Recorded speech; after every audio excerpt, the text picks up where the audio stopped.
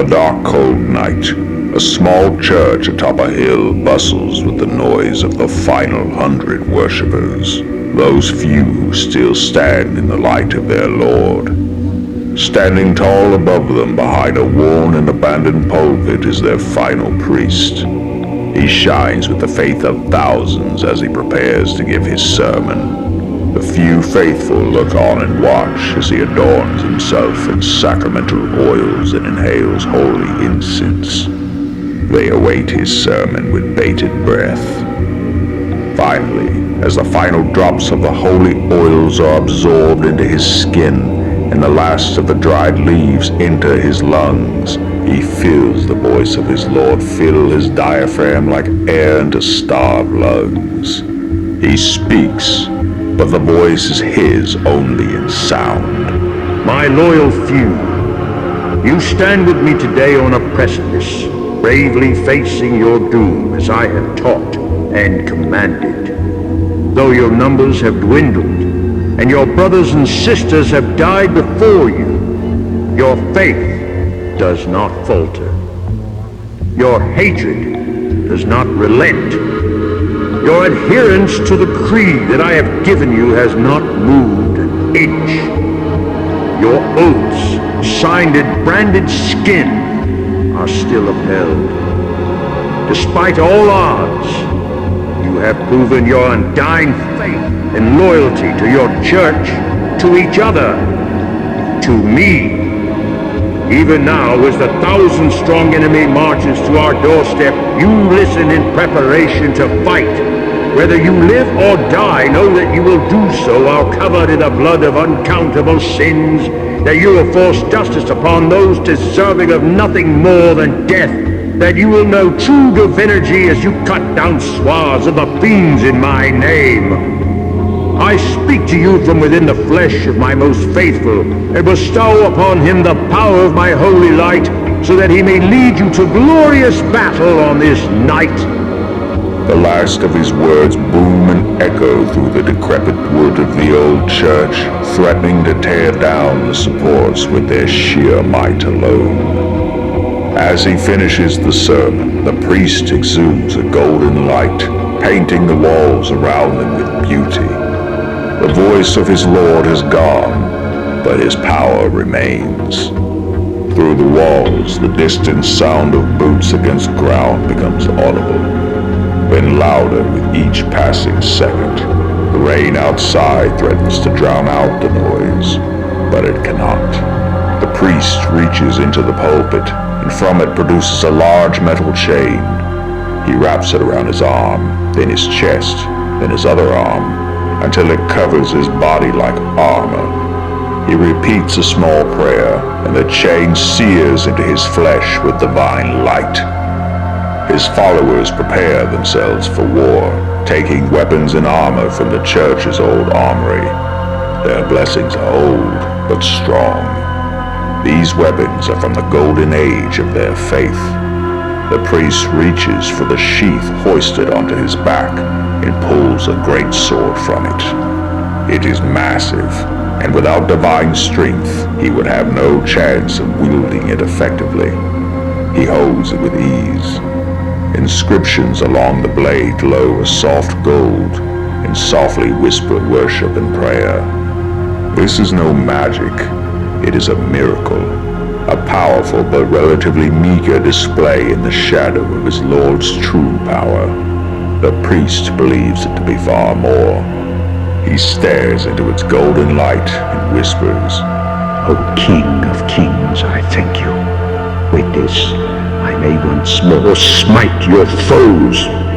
His voice is capable of nothing more. The stomping of boots, grown ever louder since the end of his sermon, finally ends. The heretical crowd is stopped just before the door. The 100 stop what they are doing at once and listen. Brief silence settles upon the weathered wood of the church. Feet shift, and the boards beneath them creak. Breathing hastens.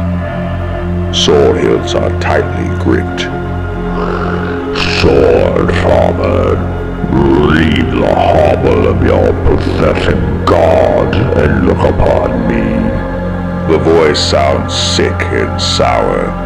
It is that of their leader, the self-proclaimed king of fiends. The priest walks heavily forward from behind his pulpit to the door. He sheathes a sword and opens it. Moonlight spills into the church, and candlelight spills out. The priest stands high above the heretics and their king, a full 2 heads taller and nearly twice as wide as their average man. From within the church, the hundreds stand at the ready. The Fiend King prepares his sickly voice to speak again, violently clearing his throat of blood and phlegm. "Have you nothing to say, you?" Before he can finish the thought, the priest takes him by the throat and lifts him from the ground. He opens his mouth to whisper a plea, and a foul stench pervades the priest's nose. He throws the fiend to the ground and stomps once onto his head. Between his boot and the ground is now a pile of mashed brains and powdered skull. Pathetic! The former Fiend King's subjects look on with their mouths agape. Their surprise turns quickly to rage. The priest looks on at the crowd of thousands before him and realizes that the poor excuse for a man he just killed was nothing more than an envoy, a fool sent by a callous leader to unwittingly give up his life in pursuit of a goal. A weak, sickly man such as him would have no chance of controlling this band of sinners and criminals. He would have been eaten alive. His eyes scan the horde for any sign of a proper leader. Banners, guardsmen, caravan. He sees nothing but a sea of vile men, and it is written within the decree, burned into his skin and etched into his bones, that he must slay such men whenever possible, without mercy and with great prejudice. For to give mercy to the wicked is to become something worse, and to hesitate in his duty is to become what he was born to despise. He burns with hatred as he grips his sword's hilt and removes it from the sheath. He steps forward, and the horde steps back. The 100 fill the space behind him. He charges forward, and they charge with him. He swings his sword, and it tears through his enemies 4 at a time. Their blood evaporates upon contact with it. Fiend after fiend attempt to slash at him with their jagged-edged blades and stab him with their spears, and the chains seared into his flesh deflect every blow with a flash of golden light, blinding those who dare get close enough to touch him. Those he does not kill are instead killed by the 100, still charging close behind. Each of them wields a weapon imbued with holy power, and none of them are struck even once. They have not stopped moving forward since they began their assault, their hatred carrying them forward on crimson wings. The ground behind them is covered in a film of blood, viscera, and bodies. For every 10 men a member of the 100 slays, their priest exceeds that tenfold. The priest cuts down another swath of fiends, bathing the ground in what little blood doesn't evaporate on contact with his sword. And a clearing appears within the unending horde, and within it a brute makes himself known, raising a massive flail into the sky. From head to toe, the brute is taller even than the priest. The flail rests higher still with his arm outstretched. He opens his mouth, and no words come, only a mindless roar. The priest steels himself, preparing for a fight within the slaughter. The brute sprints at him, raising and spinning his weapon. He raises a sword, moves swiftly to the side, and slashes at a massive leg. Black blood sprays from the wound, but the brute doesn't stop his assault, striking at the priest with the end of his flail. The long chain curves and bends as its massive end flies through the air at his target. The priest attempts to deflect the blow off of his sword and is driven to the ground by the impact. His ears ring while laying on the ground, sword 10 feet from him. The brute raises his flail and swings downward, slamming into the chains wrapped around the priest's torso, producing a blinding golden light. The flail head shatters, sending iron shrapnel in all directions and piercing through the brute into the army behind him. He looks momentarily at the remaining handle and chain of his weapon and throws it to the ground. The priest was left unconscious by the blow and hangs motionless as the brute picks him up by the arm. Put him down! One of the 100, backed by the other 99, stands high. Her once white armor is stained with layers of sickly blood. Her blade shines ever brighter, her faith bolstered by her slaughter of hundreds.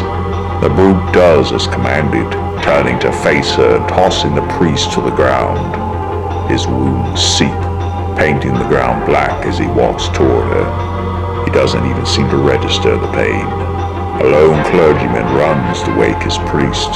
The brute picks up into a run towards her, cranking his arm back with a closed fist. His movements are slowed by blood loss and exhaustion, and his attack is easily dodged. She slices at the backs of his legs and severs his tendons. A deep scream rises from him, and the priest wakes, snapping his eyes open. They are filled with zealous hatred. The clergyman hands him his blade, and he grips its handle tightly as he approaches the brute. He walks in front of it, and stares into its eyes, and sees them filled with defeat.